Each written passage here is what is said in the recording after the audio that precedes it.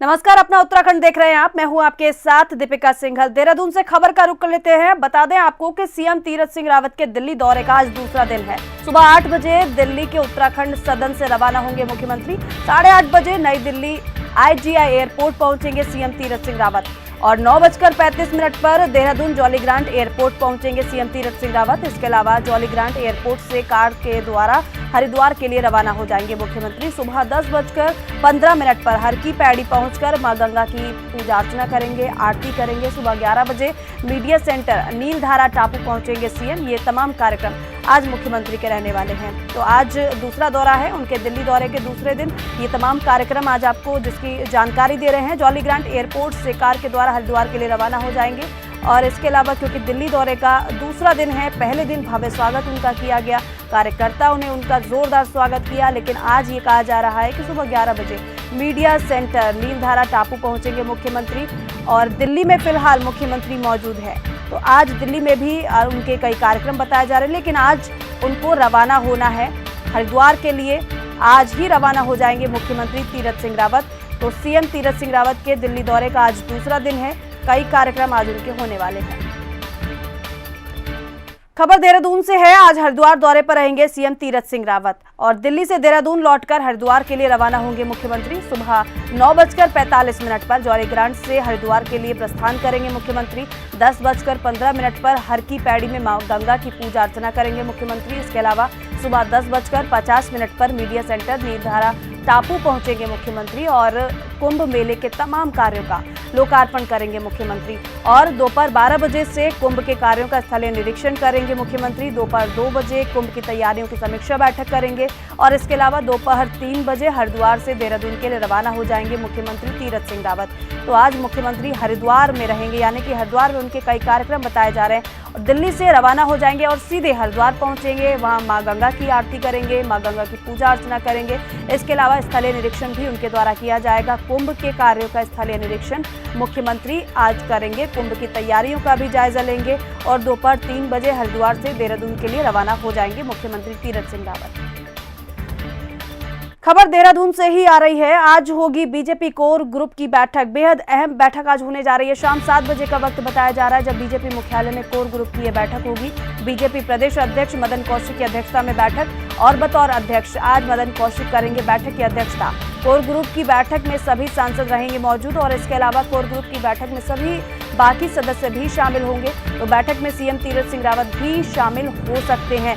सल्ट उपचुनाव के लिए पार्टी उम्मीदवारों को लेकर मंथन किया जाएगा। इसके अलावा बीजेपी से सल्ट उपचुनाव उम्मीदवार के नाम का आज ऐलान भी हो सकता है, क्योंकि मुख्यमंत्री दिल्ली से लौट रहे हैं। और आज ये कोर ग्रुप की जो बैठक होने जा रही है, बेहद अहम बैठक ही आज होने वाली है, क्योंकि बतौर प्रदेश अध्यक्ष मदन कौशिक आज बैठक की अध्यक्षता करेंगे। जिस तरीके से पर्यवेक्षक बनाए गए, पर्यवेक्षक भेजे गए सल्ट और आज उस नाम पर मंथन किया जाएगा। शायद उस नाम का आज ऐलान भी हो सकता है जो कि सल्ट विधानसभा सीट का उम्मीदवार होगा।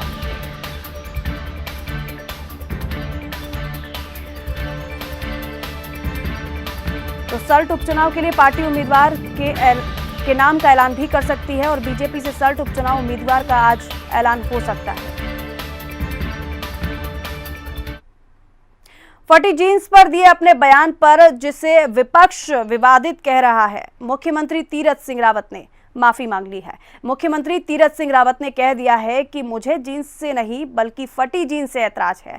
जींस तो मैं खुद भी पहना करता था, लेकिन अब किसी को ऐसे ही पहनना है तो मैं क्या कर सकता हूं। किसी को मेरे कहने से बुरा लगा तो मैं क्षमा चाहता हूं। फिर वही उन्होंने कहा कि मिस मेरठ रह चुकी मिसेज रावत भी अपने पति के समर्थन में हैं और अपने शब्दों के जाल से विवाद को सुलझाने की कोशिश कर रही हैं। कुल मिलाकर कहें तो विवाद पर मिट्टी डालकर मुख्यमंत्री साहब दिल्ली से गिफ्ट लेकर देवभूमि में विकास के लिए नए फूल खिलाने की तैयारी कर रहे हैं। रिपोर्ट देखिए।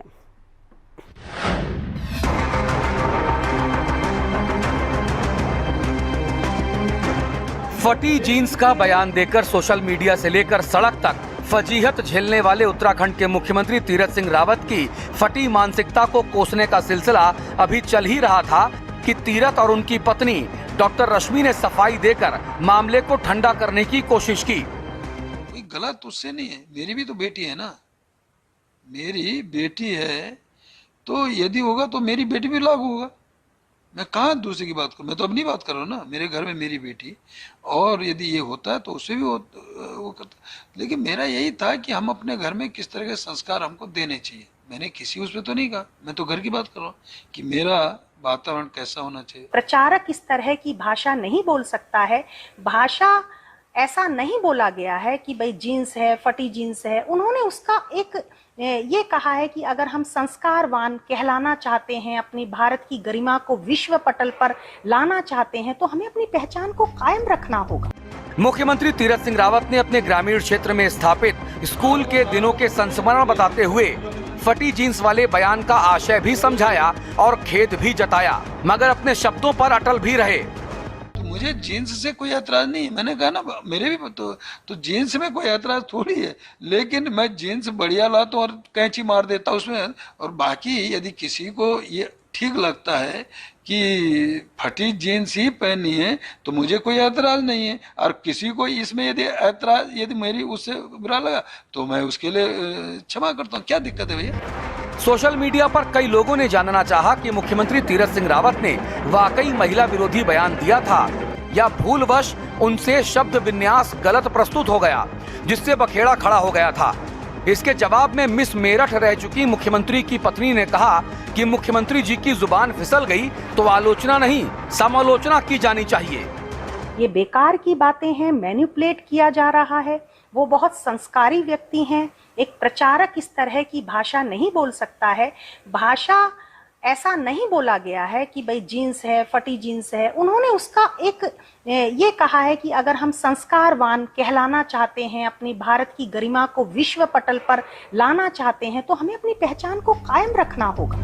तीरथ रावत और डॉक्टर रश्मि रावत की सफाई के बाद भी विपक्षी दल इस मुद्दे को मानो छोड़ना नहीं चाह रहे हैं। जो एक बार कह दिया ना, किसी भी चीज़ का जो एक बार हम कहते हैं कि एक बार आपने जो आपके संकीर्ण विचार हैं वो हम लोगों को सबको पता चल गया कि आपके क्या विचार हैं, तो वो छूटा हुआ तीर फिर वापस नहीं होता है। वही हाल सीएम साहब का रहा। हम महिलाएं और हमारी बच्चियां, हम कभी भी माफ़ नहीं करेंगे इनको। ये कितनी भी माफ़ी मांग ले, लेकिन हम माफ़ नहीं करेंगे जिस तरह के इनके संकीर्ण विचार हैं। हम सीएम साहब को ये सुझाव देना चाहते हैं कि सीएम साहब जिस तरह से मुद्दे को भटकाने की राजनीति कर रहे हैं, और जनता जिनको ये आशा है सीएम से कि वो हमारी शिक्षा पर काम करेंगे, हमारे स्वास्थ्य पर काम करेंगे, हमारे रोजगार पर काम करेंगे, और तमाम तरह की समस्याएं उत्तराखंड के सामने हैं। हजारों बच्चे युवा रोजगार के लिए तलाश में भटक रहे हैं। इतने उपनल के कर्मचारी बैठे हुए हैं धरने पर। सीएम साहब आप उन पर ध्यान दीजिए, शिक्षा और स्वास्थ्य पर ध्यान दीजिए, रोजगार पर ध्यान दीजिए, महिलाओं के कपड़ों पर भगवान के लिए ध्यान देना बंद कीजिए। बहरहाल मुख्यमंत्री और उनकी पत्नी की सफाई के बाद इस मामले से ऊपर उठकर उत्तराखंड के विकास की योजनाओं पर ध्यान केंद्रित करने की आवश्यकता है। इसके लिए तीरथ सिंह रावत को बीजेपी आलाकमान ने दिल्ली बुलाया है। अब देखने वाली बात ये होगी कि मुख्यमंत्री बनने के बाद अपने पहले दिल्ली दौरे से देवभूमि के लिए तीरथ सिंह रावत क्या सौगातें लेकर जा पाते हैं। देहरादून से चंद्रमोहन और अंकित काला के साथ अजस्र पीयूष शुक्ला, दिल्ली, हिंदी खबर।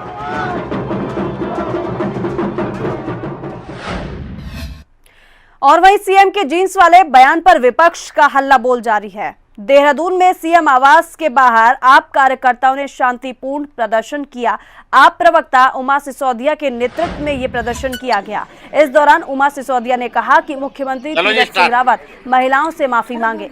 मुख्यमंत्री का बयान उनकी मानसिकता को दर्शाता है। शिक्षा, रोजगार जैसे अहम मुद्दों पर सरकार का बिल्कुल ध्यान नहीं है। सीएम साहब के कार्यालय के सामने, सीएम साहब के घर के सामने इस समय खड़े हुए हैं और आम आदमी पार्टी की महिलाओं का ये प्रोटेस्ट है। और हम सीएम साहब को ये सुझाव देना चाहते हैं कि सीएम साहब जिस तरह से मुद्दे को भटकाने की राजनीति कर रहे हैं, और जनता जिनको ये आशा है सीएम से कि वो हमारी शिक्षा पर काम करेंगे, हमारे स्वास्थ्य पर काम करेंगे, हमारे रोजगार पर काम करेंगे, और तमाम तरह की समस्याएं उत्तराखंड के सामने हैं। हजारों बच्चे युवा रोजगार के लिए तलाश में भटक रहे हैं। इतने उपनल के कर्मचारी बैठे हुए हैं धरने पर। सीएम साहब आप उन पर ध्यान दीजिए, शिक्षा और स्वास्थ्य पर ध्यान दीजिए, रोजगार पर ध्यान दीजिए, महिलाओं के कपड़ों पर भगवान के लिए ध्यान देना बंद कीजिए। आम आदमी पार्टी की सभी महिला कार्यकर्ता आम आदमी की आवाज बनकर यहाँ पर आई है, और मुझे उम्मीद है कि आप हमारी आवाज को सुनेंगे और अपने इन शब्दों पर आप पूरे प्रदेश से माफी मांगेंगे। वहीं सीएम तीरथ सिंह रावत दिल्ली दौरे पर हैं। उनके साथ कैबिनेट मंत्री अरविंद पांडे भी मौजूद हैं। इस दौरान हमारी संवाददाता ने कैबिनेट मंत्री अरविंद पांडे से खास बातचीत की। सुनिए। हमारे साथ बात करने के लिए मौजूद है यहाँ पर उत्तराखंड के education minister Arvind Pandey ji. Sir, अब 9 महीने का कार्यकाल बचा हुआ है, कैसे देख रहे हैं इस पूरे कार्यकाल? नहीं, 9 महीने का कार्यकाल इसको नहीं कहेंगे। 4 साल हमारे त्रिवेंद्र जी ने इसे प्रदेश के हित में बहुत अच्छा काम किया। उन्हीं कामों को हमारे तीरथ जी के माध्यम से हमने आगे बढ़ाना है, बल्कि उसको मैं 4 चांद लगा के आगे बढ़ाना है, ताकि उत्तराखंड की जनता ने जो हमसे उम्मीदें की हैं, भारतीय जनता पार्टी से उम्मीदें की हैं, उन उम्मीदों को जनता के हित में समर्पित करना और उनकी सेवा करना, ये हमारी सरकार की प्राथमिकता रहेगी। सरकार में परिवर्तन हुआ है, संगठन में परिवर्तन हुआ है, इस पूरे परिवर्तन को कैसे देख?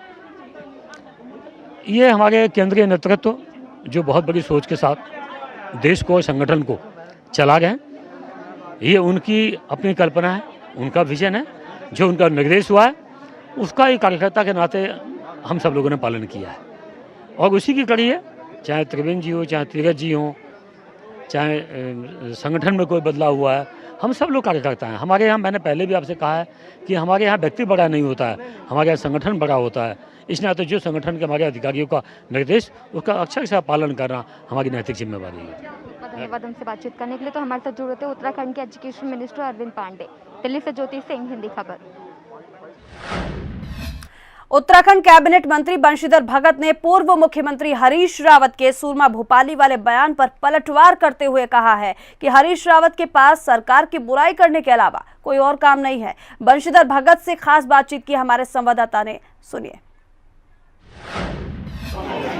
पूर्व मुख्यमंत्री हरीश रावत ने कहा है कि सूरमा भोपाली के हाथ में प्रदेश की कमान चली गई है, यानी कि नए मुख्यमंत्री तीरथ सिंह रावत को सूरमा भोपाली की संज्ञा दी है। हमारे साथ में जुड़े हुए हैं कैबिनेट मंत्री यानी नगर विकास मंत्रालय जिन्हें सौंपा गया अभी, बंशीधर भगत जी, हमसे बात करेंगे।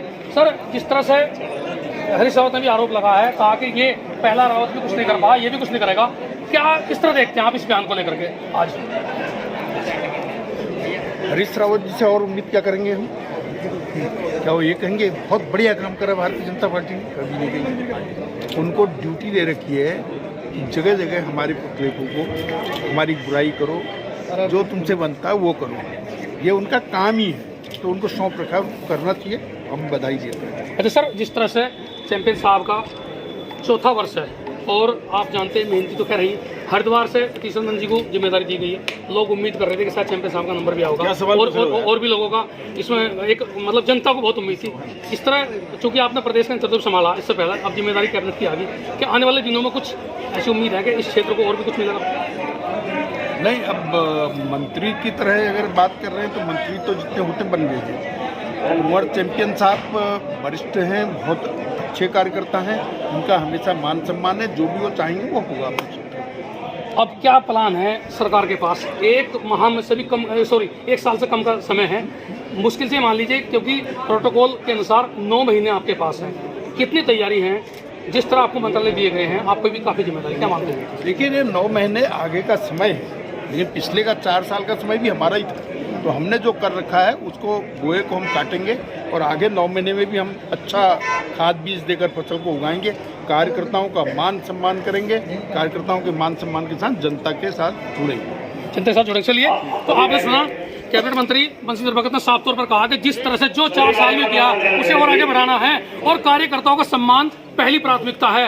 ये इन्होंने आज किया। आने वाले दिनों में सरकार जो रोड मैप तैयार किया उस पर काम करेगी। जसवीर सिंह, हिंदी खबर, लखनऊ। और मुख्यमंत्री तीरथ सिंह रावत के लिए कैबिनेट मंत्री हरक सिंह रावत कोटद्वार विधानसभा सीट छोड़ने को तैयार हैं। हरक सिंह रावत का कहना है कि इस बारे में उन्होंने बीजेपी के राष्ट्रीय अध्यक्ष जेपी नड्डा को भी अवगत करा दिया है। हरक सिंह रावत का कहना है कि 10 मार्च को जब राष्ट्रीय अध्यक्ष जेपी नड्डा का फोन उन्हें जानकारी देने के लिए आया कि तीरथ सिंह रावत को मुख्यमंत्री बनाया जा रहा है, तो उन्होंने उसी समय अपनी इच्छा जता दी थी। हरक सिंह रावत का कहना है कि यूपी और उत्तराखंड में उन्हें राजनीति करते हुए 30 साल हो गए हैं और इसीलिए अब वो केंद्र में जाकर जिम्मेदारी संभालना चाहते हैं। अगर पार्टी उनसे कोटद्वार सीट छोड़कर लोकसभा चुनाव पौड़ी से लड़ाना चाहती है तो भी वो इसके लिए तैयार हैं। देखिए, जिस दिन 10 तारीख को माननीय नड्डा जी का मुझको टेलीफोन आया था कि जब तीरथ जी का मुख्यमंत्री के लिए नाम फाइनल हो गया, घोषणा हो गई, तो उन्होंने मुझसे पूछा कि भाई कैसा निर्णय है, तो मैंने उनको बताया भाई साहब बहुत अच्छा निर्णय है और मेरा तो विद्यार्थी है। तो उन्होंने कहा तुम्हारा विद्यार्थी है? मैंने कहा हाँ, मैं गढ़वाल विश्वविद्यालय में पढ़ा है और मैं जब BA धीरज जी कर रहे थे मैं यूनिवर्सिटी में प्रोफेसर था, तो भले मिलिट्री साइंस नहीं थी लेकिन अब विद्यार्थी हुआ।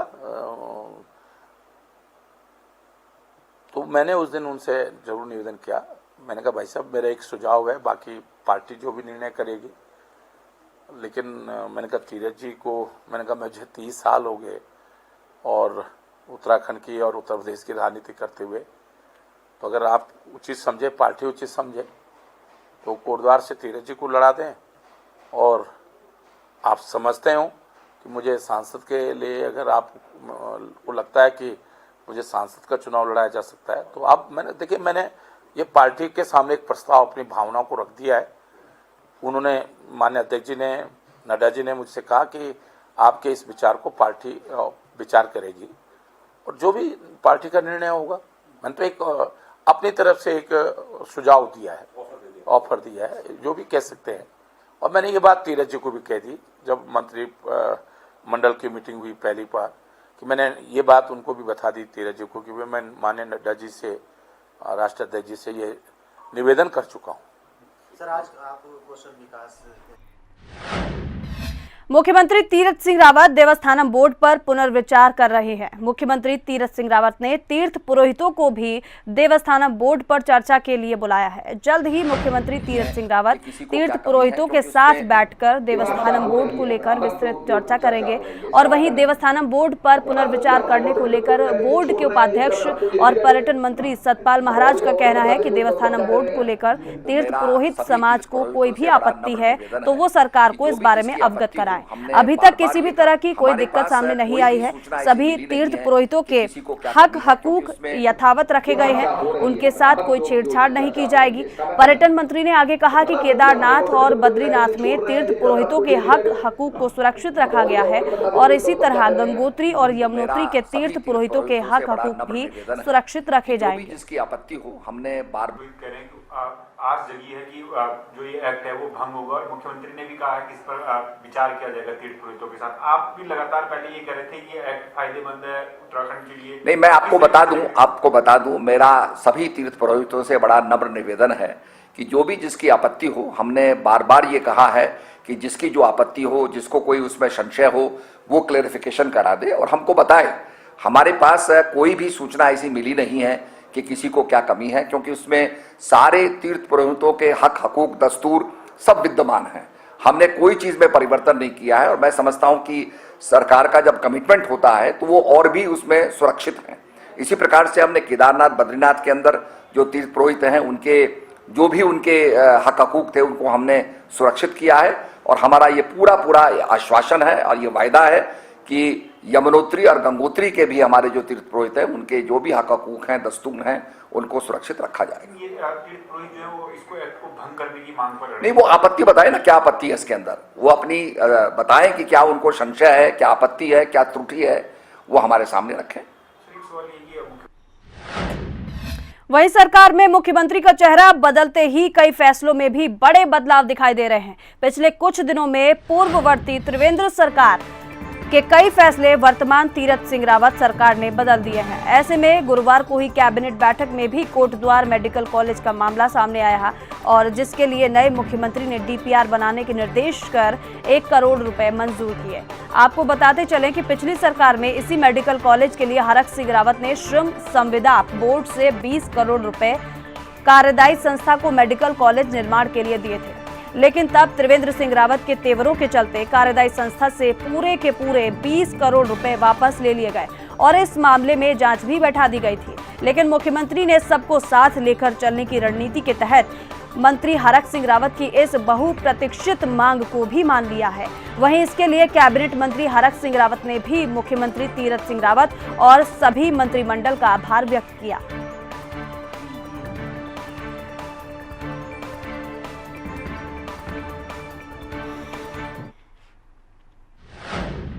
खबर खबर देहरादून से है। कुमाऊं की तराई में करोड़ कीमत के हाथी दांत के साथ तस्करों के पकड़े जाने के बाद वन मंत्री हरक सिंह रावत ने अधिकारियों को फटकार लगाते हुए कड़ा एक्शन लिया है। वन मंत्री ने तुरंत प्रभाव से फॉरेस्ट गार्ड नवल किशोर को सस्पेंड करने के आदेश दिए हैं। वहीं फॉरेस्टर दुर्गा दत्त मेलकानी को एसडीओ किच्छा कार्यालय, जबकि आरओ भूपाल सिंह को हल्द्वानी एसडीओ ऑफिस अटैच किया है। गौरतलब है कि बुधवार को एसटीएफ ने तराई में हाथी दांत के साथ 4 तस्करों को गिरफ्तार किया था, जिसके बाद वन विभाग में हड़कंप मच गया था।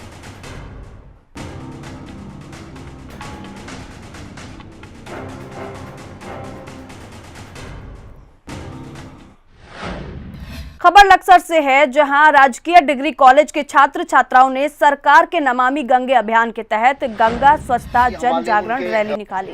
रैली को लक्सर के सिमली शिव मंदिर एसडीएम शैलेंद्र नेगी ने हरी झंडी दिखाकर रवाना किया और इस मौके पर एसडीएम ने कहा कि गंगा नदी करोड़ों लोगों की प्यास बुझाने के साथ ही हमारी फसलों की भी सींचने का काम करती है और गंगा नदी को मां का दर्जा दिया गया है क्योंकि वो जीवनदायिनी कहलाती है। गंगा नदी से करोड़ों लोगों की आस्था जुड़ी हुई है। इसे स्वच्छ और निर्मल बनाए रखना हर एक भारतवासी का कर्तव्य है। वहीं डिग्री कॉलेज की प्राचार्य डॉक्टर छाया चतुर्वेदी ने कहा कि जिस तरह से मां गंगा हमारा ख्याल रखती है, उसी तरह हम सबको भी गंगा मैया की पवित्रता, निर्मलता की बनाए रखना चाहिए। आपसे निवेदन है कि आप हरी झंडी दिखाकर इस जागो जागो लक्सर वालों।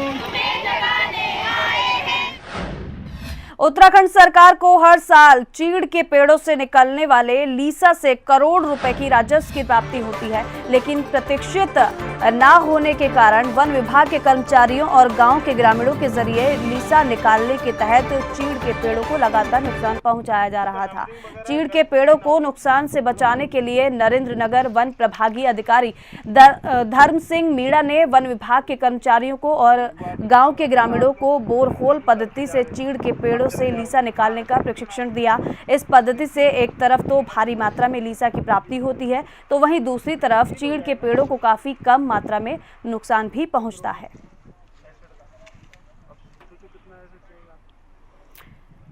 तो नई पद्धति अपनाई गई है। नई पद्धति के बारे में ग्रामीणों को बताया गया है, जिससे चीड़ के पेड़ों को नुकसान ना हो बल्कि लीसा ज्यादा से ज्यादा मात्रा में प्राप्त हो सके, और इसी पद्धति को अपनाने की बात ग्रामीणों से कही गई है।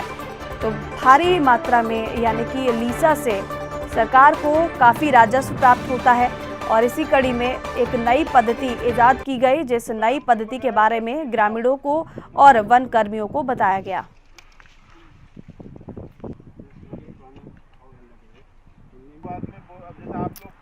तो वन प्रभागीय अधिकारी राम मीणा ने इसका तरीका बताया, इस पद्धति के बारे में बताया, और चीड़ के पेड़ों से लीसा निकालने कि ये नई पद्धति काफ़ी कारगर बताई जा रही है। इससे राजस्व भी ज़्यादा प्राप्त होगा, लीसा भी ज़्यादा प्राप्त होगा, और लीसा यानी कि जो पेड़ है, चीड़ के जो पेड़ है, उनको भी कम नुकसान होगा।